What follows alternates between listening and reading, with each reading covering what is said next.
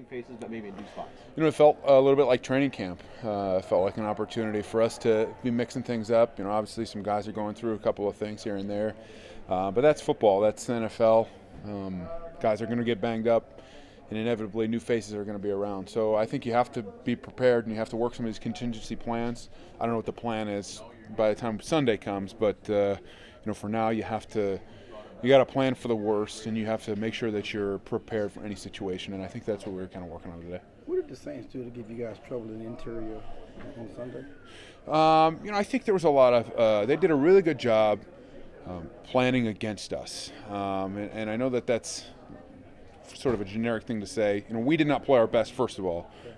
We did not play our best as an offensive line, but I do think that they did a good job of game planning, trying to give themselves the best looks into our looks. And some of that has to do with the way that we've done things in the past, and some of that has to do with just generalized movements into looks, which isn't necessarily against a particular run. It's saying that we think this may be a run, and if it is a pass, it's a good thing too. So it's not necessarily like, okay, we know they're running, so we're going to run this run pressure. Right. They're running generalized pressures and movements that would have been good against both. Right. So we just needed to tighten that up from an offensive line standpoint to make sure that we're on top of those movements. And I think that we've addressed that. Did the crowd noise have anything to do with that? For them getting? No, I don't think so. Actually, I was really impressed with our group and our ability to handle that noise. Okay. There wasn't any. We had zero miscommunication issues on that, and I thought our tackles did a great job. There wasn't really any times when they were getting beat off the ball, which you find in that. So I think that we actually handled the crowd noise pretty well. Do you anticipate Green Bay and other defenses mimicking at all? Absolutely. This is a copycat league. A lot of people stick to their laurels for the main part of it, but you're always going to have a few things. Okay, hey, this is what we saw in film. Hey, let's check their whole card. Let's make sure that they fix that issue. So we're going to see that stuff come up again, and we definitely need to address that. But we also need to continue to improve on our core stuff because we still have to be good at what we normally do. You recall even more so maybe this week because the Packers are struggling to stop the run through the first 4 games? I don't think it's any more particular to this week. I think in general you're going to find that from any team. There are two ways that you go if things aren't going well for you as a team. You go back and refocus on your core stuff, or you start deciding you're going to change some things. And as a team going against a team that may be in that situation, you don't know which way they're going to go, so you have to prepare for the full gamut of it. Is there ever any different for you facing Green Bay as a Wisconsin guy? No. Yeah, not at all. For me, it's another team. It's another game. I didn't grow up a Packers fan, so I have no sort of I have no sort of connection there whatsoever. To me, I've been here in Dallas. This is my 7th year now, so Cowboys is who I am. What you grew up rooting for? I grew up rooting for the Bears. My grandfather's had season tickets in Chicago for I think over 50 years now. So I went to my first Bears game when I was, I think maybe 6 or 7 years old. December 5th. Yeah, check that out. Yeah, check that out, guys. We can talk about that then. Do you recall a game when you guys have been, I guess, so frustrated up front when someone had that much success against you guys? Yeah, it happens. I don't remember particularly, but I know that there was times last year and there's times the year before. It comes up, and you're always going to have those games. But I think it's also a great reminder. Unfortunately, the outcome isn't what you want, but I think it's a good reminder that we really have to be at the top of our game at all times. We can't have those games where, we're good but not great, or things are below average. That can't be us.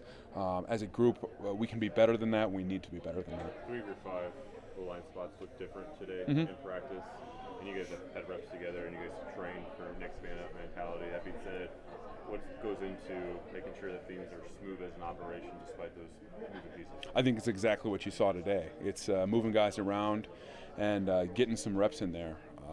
We talk a lot about the system of play, and if you notice when you really study us, our guys play very similarly. Zach is a very different player than Connor, but Connor does a lot of things like Zach, and that's purposeful. And you'll find that as well as when X steps in there or Adam steps in there at guard, when Joe's in at center. There's a lot of things that are the same, and we train it that way so that you can be successful in situations when that comes up. when Zeke has 11 for 35 or whatever it is. 18.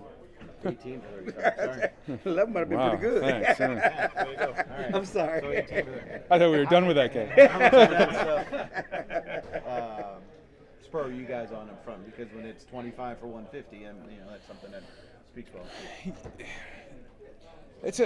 It's a really interesting question because it's twofold. One, you're upset because things aren't going well, and you're introspective. What can I do to make this better? However, there's also opportunity there. When teams are going to sell out to stop the run, you have to be able to adjust and take advantage of them in other areas, because very few teams out there can sell out to stop the run and also be really great against the pass. And so you have to, in previous games, we've talked about taking advantage of what the defense gives us. We're not always going to have 200 rushing yards. We're not always going to have 100 rushing yards.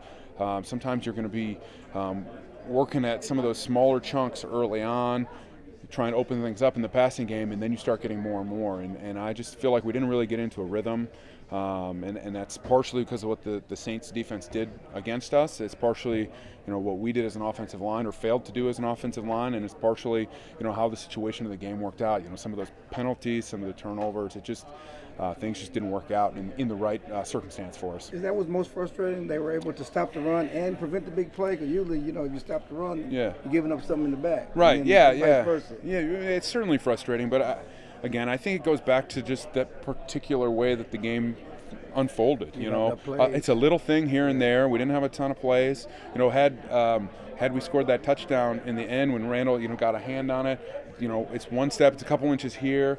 It's one of the turnovers. It's that first tight zone play where I didn't get off on that guy. That if I would have got off on that guy, you could have argued that there's a 15-yard gain there. It's one thing here or there, and I think it was just passed off along each of us. On one play it was me, on one play it was Connor, on one play it was, just down the line, and there wasn't very many plays where we all were doing our job at the same time, and so we need to get better at making sure that we're each doing a little bit better so that we can be better all together. How much, as a running game, when you looked at the film, was it this isn't us as a collective group where you guys were a lot of first down run calls in the first half, and they kind of left you guys playing from behind the six on second down, and then this is not related to the offensive line, but 4th and 1, you guys go for it because that's how you guys are built, and then a fumble. Just how much of that on Sunday was it really what you would associate with your guys' identity as a running game? Obviously we want to be better than that in the running game, but there's a lot of stuff that goes into it. Like you said, part of it is on the offensive line that we weren't playing well.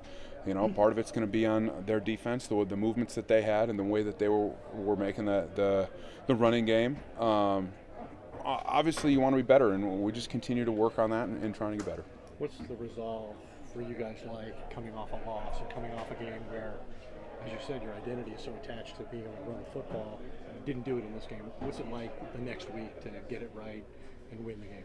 I think it's important not to overreact and not to falter from the things that you rest your laurels on. You got to go back to those basics and know that you're good at that and continue to work back at those things. You're not always going to have your best game, and I don't want to make any excuses. We certainly don't want to accept a loss, but losses happen in this game, and you have to be able to move on from that. You can't linger on it. Here it is Wednesday afternoon, and we're still talking about it. If it was my choice, that's gone on Monday, and that's kind of how we deal with things. We come in on Monday and we look at the game, decide what was bad about it, decide what was good about it, learn from those things, and move on. Thanks, sir. Good. Thanks.